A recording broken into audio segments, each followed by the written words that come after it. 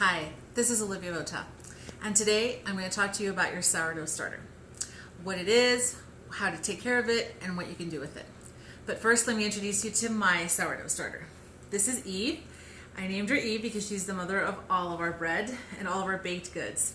And she's been with us for 6 years, which tells you that if you take care of your natural leavening or your sourdough starter, she will take care of you for a long, long, long time. Because of I have natural leavening or sourdough starter, just two different ways of saying the same thing, I don't ever need to buy commercial yeast, which is a benefit for sure when you can't go to the stores or the stores have run out like they have during this crazy coronavirus pandemic. So it's a great benefit to have natural leavening and to know how to use it so that you don't have to be dependent on commercially produced ways of leavening your bread. So what is leaven? What is natural yeast? Well, it is flour and water working with microorganisms that are around in the air and that are also found on the wheat itself that produce gases and acids and other things that give flavor and texture to your bread. They also make it rise, right? That's right. They leaven your bread. And that's basically what it is. It's leavening that you could use to make pancakes, also muffins, artisan bread, pasta, pizza dough, lots of different things that you can make with sourdough starter. Now, when you have to feed it, which you do have to feed this to keep it alive and to keep it going, you have to use a certain kind of water and flour. Those are the two main components, water and flour, the only components really. You want to use filtered water, simply because if you use water from the tap, there's no guarantee or you don't know how many chemicals or what kinds of chemicals are in that water that could kill the beneficial microorganisms in your starter. So it's better to use filtered water, just your basic filtered water. Even a Brita filter is better than no filter at all. And then as far as the flour, you want to use unbleached flour and unbromated, all-purpose flour. King Arthur makes that kind of flour.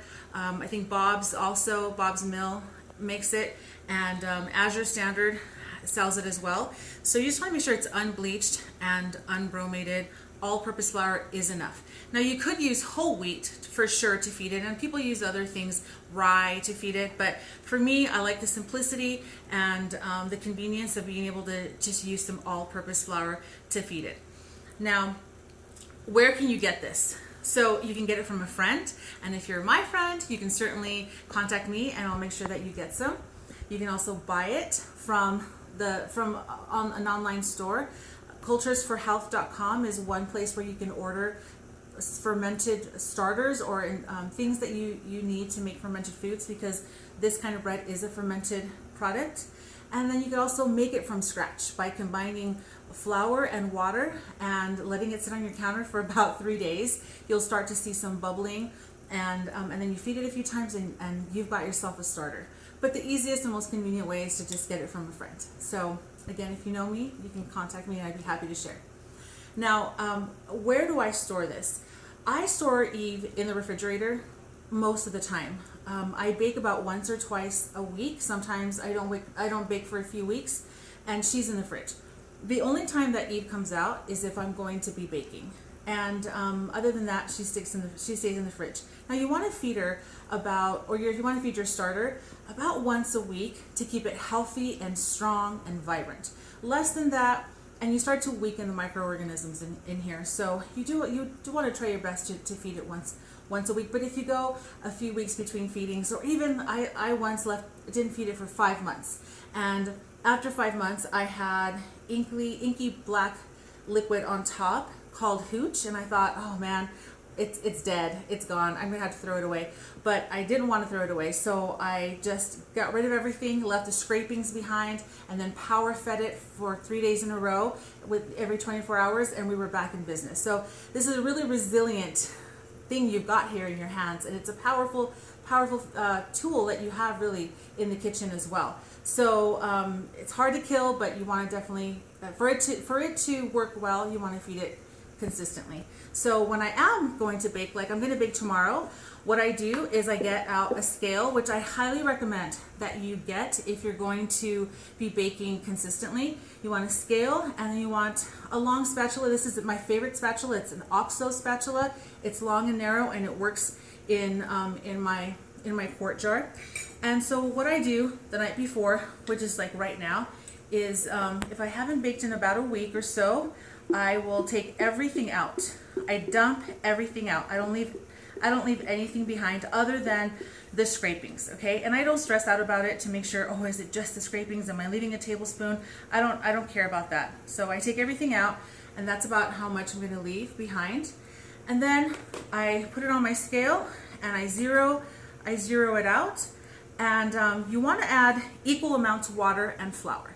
So right now, I usually add about 110 grams of water and 110 grams of flour if I'm going to either stick it in the fridge for another week because I'm not going to be baking, or because I am going to be baking, and I usually use about 200 grams of leavening. Now I don't want you to get caught up on how much you're going to be needing every time you bake. We'll talk about that later. For now, I just want you to know that equal amounts is what you're after, and that will produce thick pancake-like batter.